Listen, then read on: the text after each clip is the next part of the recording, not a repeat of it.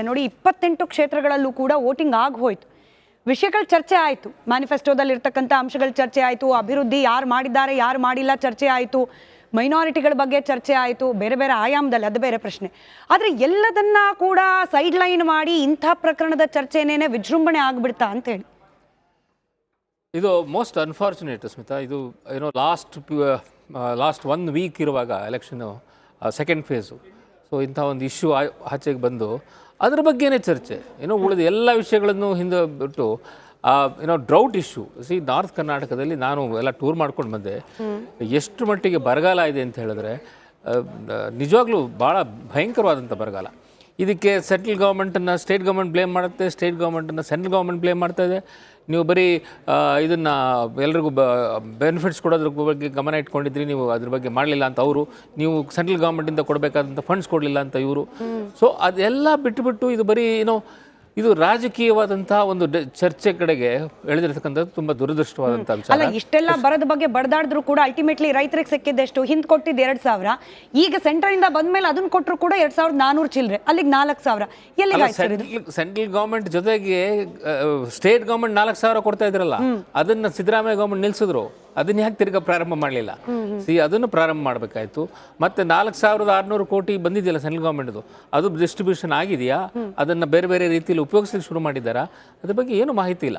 So ನನಗನ್ಸುತ್ತೆ ಇದು most unfortunate. ಇದು ಸುನಿಲ್ ಅವ್ರು ಹೇಳ್ತಾ ಇದ್ದಂಗೆ ಇದು ರಾಜಕೀಯವಾಗಿ ಏನೋ ಬೇರೆ ಬೇರೆ ತಿರುವುಗಳನ್ನು ತಗೊಳ್ತಾ ಇದೆ ನ್ಯಾಚುರಲಿ. ಯಾಕಂದರೆ ಇಂಥ ಒಂದು ಇನ್ಸಿಡೆಂಟ್ನಲ್ಲಿ ಏನೋ ಸರ್ಕಾರದಲ್ಲಿ ಇರ್ತಕ್ಕಂಥ ಮತ್ತು ಕಾಂಗ್ರೆಸ್ ಪಾರ್ಟಿ ಅವರು ಇನ್ವಾಲ್ವ್ ಆಗಿದ್ದಾರೆ.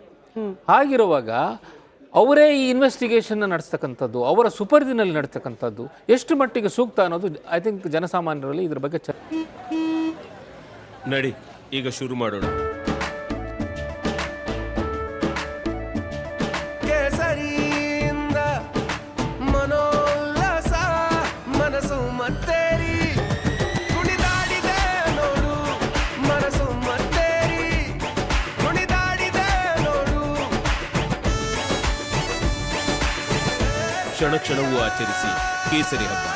ವಿಮಲ್ ಬಾಯಲ್ಲಿ ಹೇಳಿ ಕೇಸರಿ ಚರ್ಚೆ ಆಗಲಿ ಶುರುವಾಗಿದೆ. ಬಟ್ ಚಂದ್ರಶೇಖರ್ ಅವರೇ, ಈಗ ಕ್ರಮ ಕೈಗೊಳ್ಳೋದ್ರಲ್ಲೂ ಕೂಡ ಒಂದಷ್ಟು ಕ್ಯಾಲ್ಕುಲೇಷನ್ ಇದೆಯಾ? ಆರೋಪಗಳು ಇಬ್ಬರ ವಿರುದ್ಧವಾಗೂ ಬಂದಿದೆಯಪ್ಪ. ರೇವಣ್ಣ ಅವರನ್ನ ಕೂಡ ಈಗ ಆಲ್ರೆಡಿ ಅರೆಸ್ಟ್ ಮಾಡಿ ಆಗಿದೆ.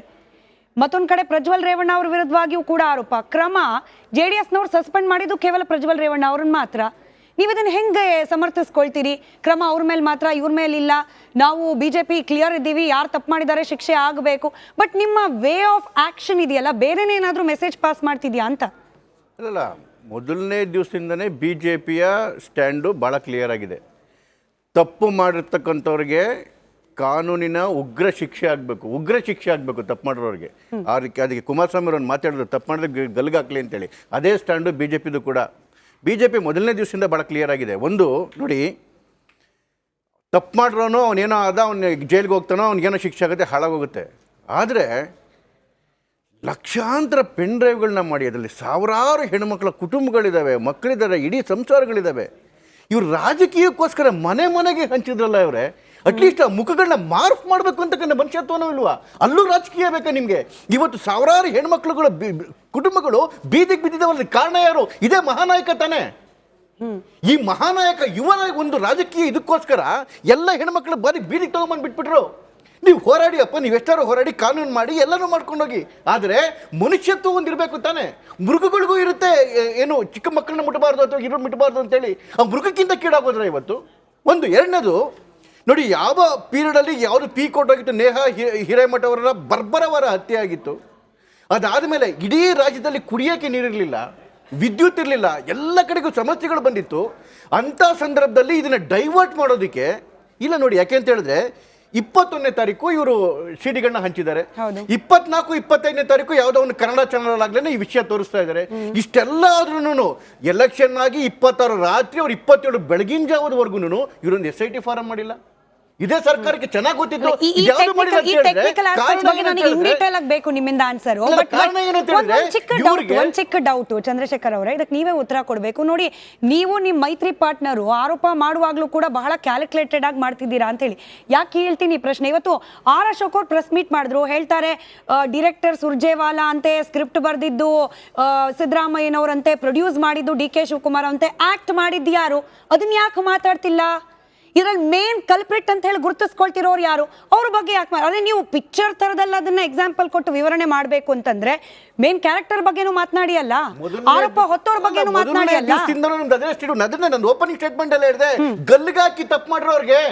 ಆದ್ರೆ ಏನು ಸಾವಿರಾರು ಹೆಣ್ಮಕ್ಳ ಬಾಣ ನಿಮ್ ರಾಜಕಾರಣಕ್ಕೋಸ್ಕರ ಬೀದಿಗೆ ತಂದ್ಬಿಟ್ರಲ್ಲ, ಇದು ತಪ್ಪಲ್ವಾ? ನೀವು ವಿಡಿಯೋ ಹಂಚಬೇಕಾಗಿತ್ತು ತಾನೇ, ಮಾರ್ಫ್ ಮಾಡಿದ್ರು ಏನೋ ಒಂದು ಮಾಡಿ, ಇಲ್ಲ ಏನಾದ್ರು ಒಂದು ಮಾಡಬೇಕಾಗಿತ್ತು. ಬಿಟ್ರೆ ಇವತ್ತು ಬೀದಿಗೆ ಬಿಟ್ಬಿಟ್ವಲ್ಲ ಮಕ್ಕಳು, ಅವ್ರಿಗೆ ಏನು ಗೊತ್ತಿಲ್ಲದೆ ಚಿಕ್ಕ ಮಕ್ಳುಗಳು ಇದಾರಲ್ಲ ಜೀವನದೊಳಗಡೆಗೆ. ಅದನ್ನ ಜೊತೆಗೆ ಯಾಕೆ ಈ ಸ್ಕ್ರಿಪ್ಟೆಡ್ ಅಂತ ಹೇಳಿದ್ರೆ, ನೋಡಿ 21ನೇ ತಾರೀಕಿಗೆ ಅವ್ರಿಗೆ ವಿಡಿಯೋ ಹಂಚಬೇಕಾರೆಲ್ಲ ಗೊತ್ತಾಗೋಯ್ತು. ಇವ್ರಿಗೆ ಚಾನೆಲ್ಗಳಲ್ಲಿ ಬಂತು, ಆವತ್ತೇ ಆಕ್ಷನ್ ತಗೊಂಡಿದ್ರೆ ಅವ್ನು ಯಾರು ತಪ್ಪು ಮಾಡಿದ್ದ ಅವ್ನು ಸಿಗಾಕೊಂತ ಇದ್ದ. ಬೇರೆ ದೇಶಕ್ಕೆ ಹೋಗೋ ತನಕ ಬಿಟ್ರು. ಯಾಕೆ ಬಿಟ್ರು? ಇವ್ರಿಗೆ ವಿಷಯ ಡೈವರ್ಟ್ ಆಗಬೇಕಾಗಿತ್ತು.